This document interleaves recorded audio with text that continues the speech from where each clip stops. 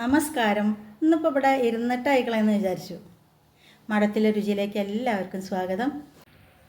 ഇന്നത്തെ റെസിപ്പി വളരെ വ്യത്യസ്ത രീതിയിലുള്ള ഒരു മുതിര തോരനാണ്. മുതിരയുടെ ഗുണങ്ങളൊക്കെ ഞാൻ ഇതിന് മുന്നേ ഒരുപാട് പ്രാവശ്യം മുതിര റെസിപ്പി ഇടുമ്പോൾ പറഞ്ഞതാണ്.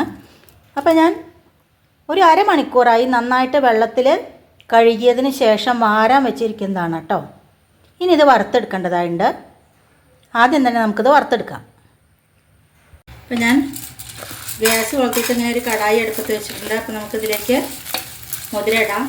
ഇതിൽ കല്ലൊന്നും ഉണ്ടായിരുന്നില്ല, എന്നാലും ഞാൻ നന്നായിട്ടൊന്ന് അരിച്ച് കഴുകി. ചിലതിൽ കല്ലൊക്കെ ഉണ്ടാവും. അപ്പോൾ പാക്കറ്റിൽ വാങ്ങാൻ കിട്ടുന്നതൊക്കെ നല്ല മുതിരയാണ് കേട്ടോ.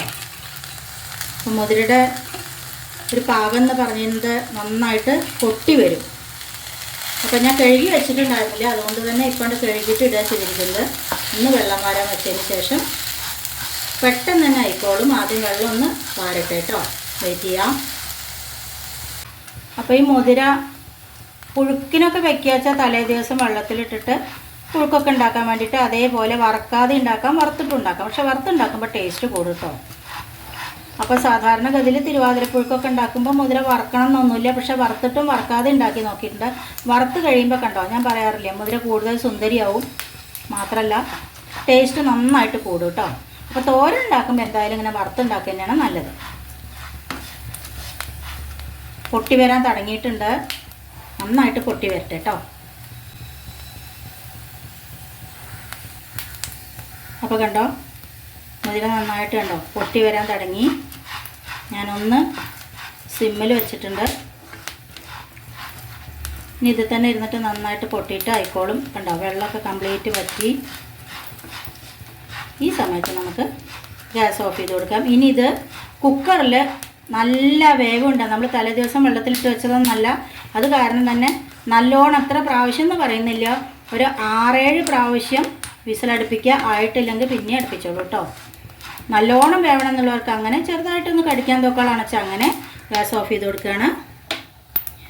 ഒരു തരി ഉപ്പ്, കുറച്ച് മഞ്ഞൾപ്പൊടി ഇട്ടിട്ടാണ്, വളരെ കുറച്ച് ഉപ്പ് ഇടുന്നുള്ളൂ. ബാക്കി പിന്നെ തോരനുണ്ടാക്കുന്ന സമയത്ത് ഇടാം.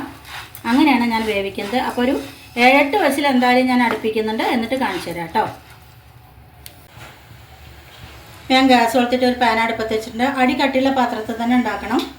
2 ടേബിൾ സ്പൂൺ വെളിച്ചെണ്ണ ഒഴിച്ചു കൊടുത്തു. കുഞ്ഞുള്ളി ഒരു 10-15 എണ്ണം ചെറുതായി അരിഞ്ഞത്, അതിനോടൊപ്പം തന്നെ പച്ചമുളക്.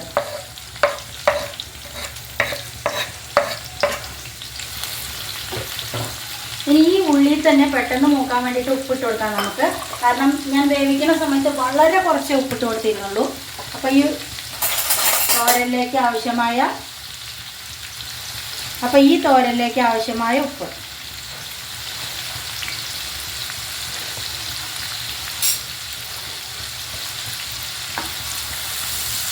നിങ്ങൾക്ക് ഞാൻ കാണിച്ചു തരാം.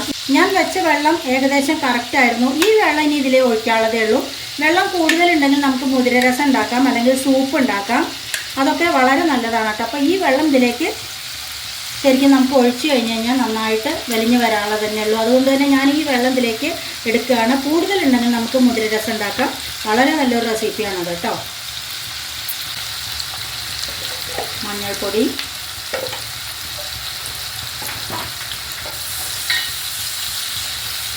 ഇനി ഉള്ളിലൊക്കെ കളറൊന്ന് മാറി വരട്ടെ. വെയിറ്റ് ചെയ്യാം.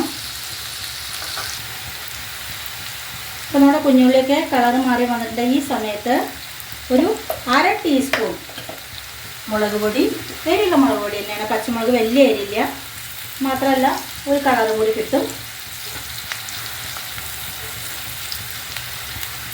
ഇനി നമുക്ക് നമ്മുടെ മുതിര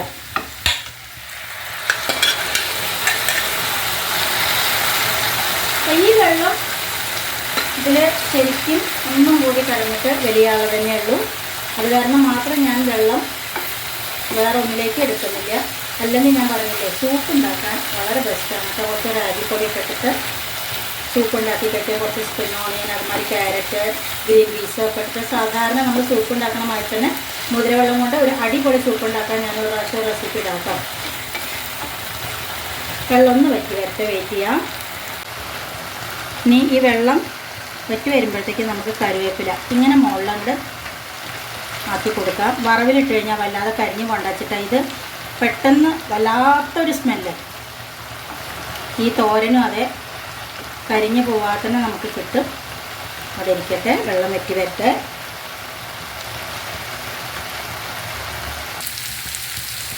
ഇനിയിപ്പോൾ ഈ വെള്ളം വറ്റി വരുന്ന സമയത്ത് നമുക്ക് അങ്ങാടിമുളകില്ലേ, ഈ സമയത്ത് അങ്ങോട്ട് ഇട്ട് കൊടുക്കാം കേട്ടോ.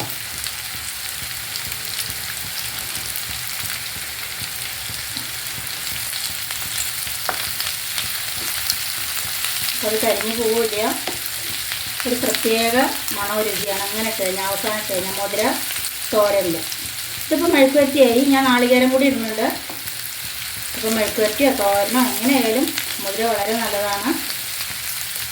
മുതിരയാണ് കുതിരയ്ക്ക് കൊടുക്കണം, ഞാൻ പണ്ട് പറഞ്ഞിട്ടുണ്ട്. അപ്പോൾ നല്ലൊരു എനർജി, ഊർജം ഒക്കെ കിട്ടാൻ വളരെ നല്ലതാണ്. കർക്കിടക മാസത്തിൽ പ്രത്യേകിച്ചും ഈ വകയൊക്കെ കഴിക്കുന്നതും നല്ലതാണ്. ഇന്നും കൂടി ആ വെള്ളം കൊണ്ട് വെച്ചിട്ട്, അപ്പോൾ വെള്ളമൊക്കെ ഒരുവിധം വറ്റി വന്നിട്ടുണ്ട്. ഇനി ഇതിലേക്ക് നാളികേരമൊക്കെ നമ്മുടെ ഇഷ്ടത്തിന് അനുസരിച്ചിട്ട് കൊടുക്കാം. ഞാൻ നല്ലോണം ഒരു 2 കൈപ്പിടിയോളം നാളികേരം എടുത്തിട്ടുണ്ട്.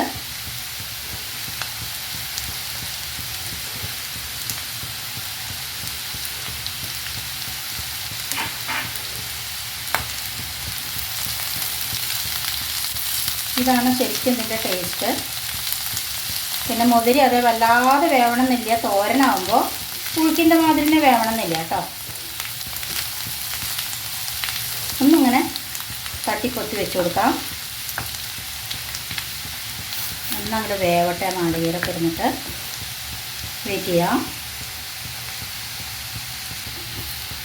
ഞാൻ ഇളക്കി കൊടുക്കാം. കണ്ടോ, കഞ്ഞിക്ക് വളരെ നല്ലതാണ്.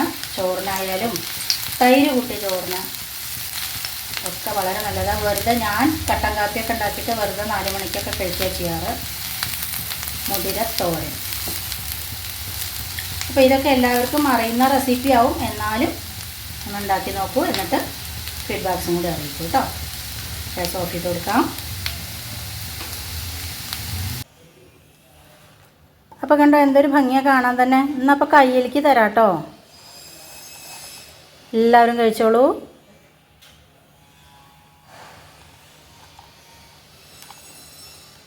മറ്റൊരു പുതിയ വീഡിയോ ആയിട്ട് നാളെ കാണാം. അതുവരേക്ക് ടാറ്റാ.